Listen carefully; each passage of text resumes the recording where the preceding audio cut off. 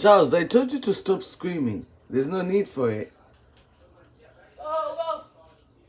Come on.